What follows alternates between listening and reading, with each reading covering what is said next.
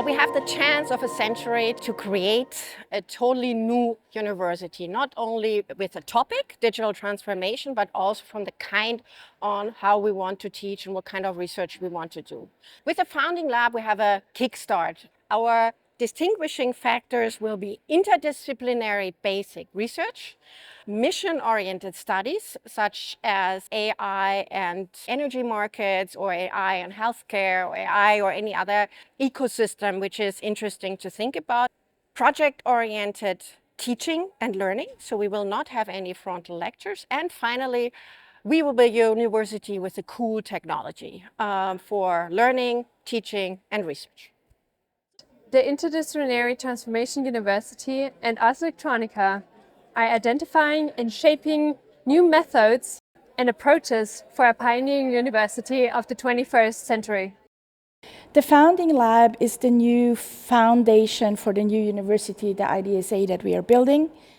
The benefit of a very hands-on approach that we were bringing in as Ars Electronica to the Founding Lab concept is that this really enables us to transform the way that academic methodology is implemented. Academics are often very used to sitting, thinking, discussing, and then, after a long process, writing something down.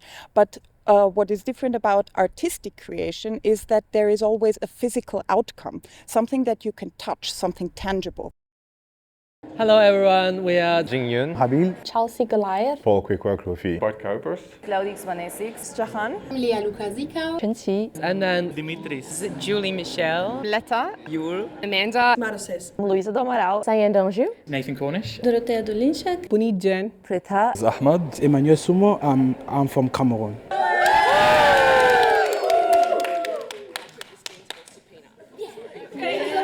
I think the university of future, it really depends on like who owns the university, like who is the main entity of the university, including students, including faculty, including academic disciplines, and also including community will be the future master plan of the university, I'll say, yeah.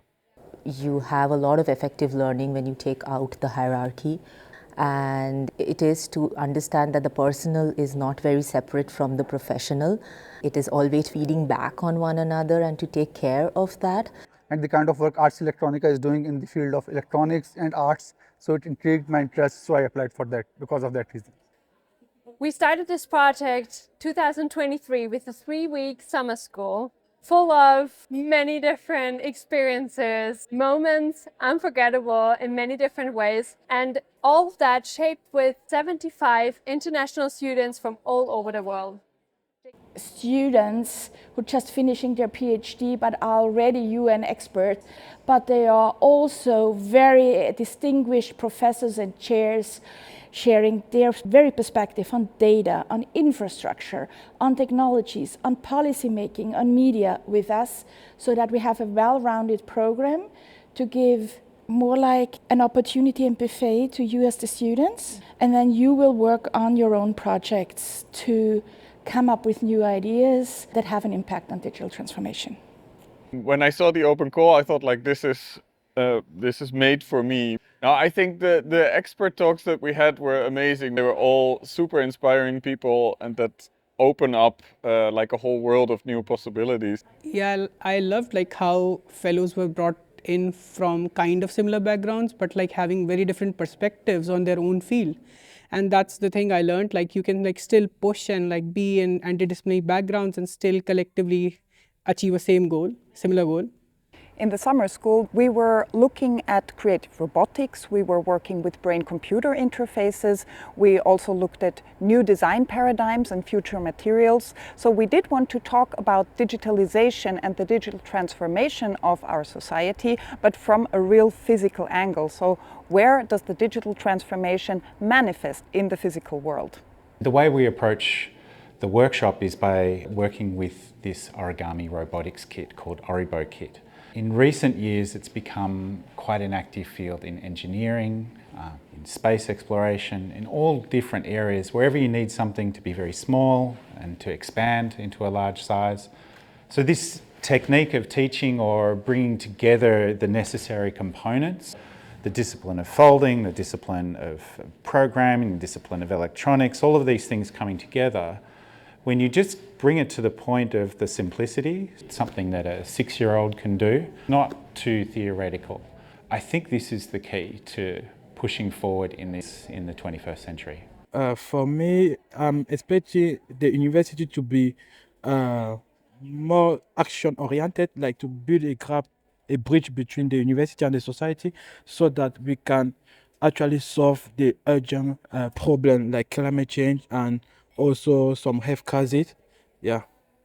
In our workshop, we worked with a BCI, which is a brain-computer interface, together with the company GTech from Austria. We showed the students a little bit what you can do using brain signals in really fun ways and how to connect it to different things. We show students how to use brain-computer interface technology, how to measure brain waves, extract signals, and how to control different applications. And today we work together with Anouk to control fashion tech with BCI technology.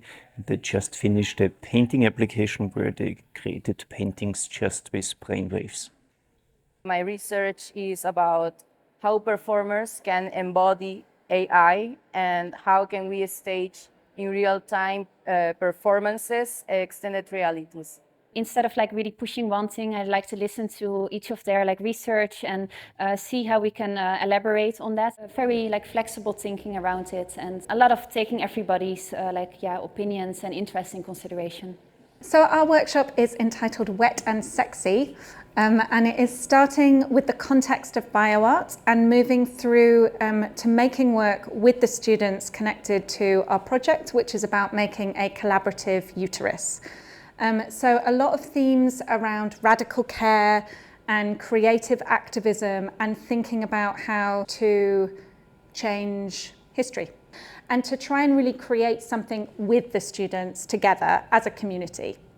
And we were tasked with taking this fragile chalice through the streets of Linz on the tram, protecting it from the rain, and it was a beautiful, beautiful experience. Our work is connected with the scientific facts and science fiction, in the term that we start with science and then to practice the fantasy applied to them. We need the participation of the student in this work, a work developed in a poetic context, and also with film and poetry, just with the inclusion of a technological aspect of biotechnology. Our research question that's generated from this 2-week workshop is that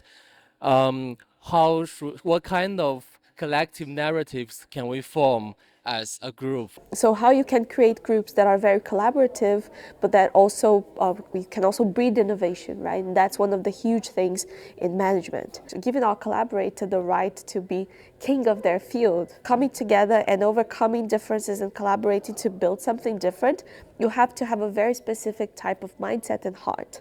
And that's my biggest thesis about all of this, and that's something that I'm really seeing playing out here. For the Founding Lab fall term, 21 fellows from all over the world and many different disciplines would take the students through different chapters. They explored interdisciplinarity at a very profound level and then realized projects that were reaching into scientific, technical, as well as artistic directions, always asking, what is the bigger question for our society? How can we implement that for a community? What meaning does that have for our world, for humanity?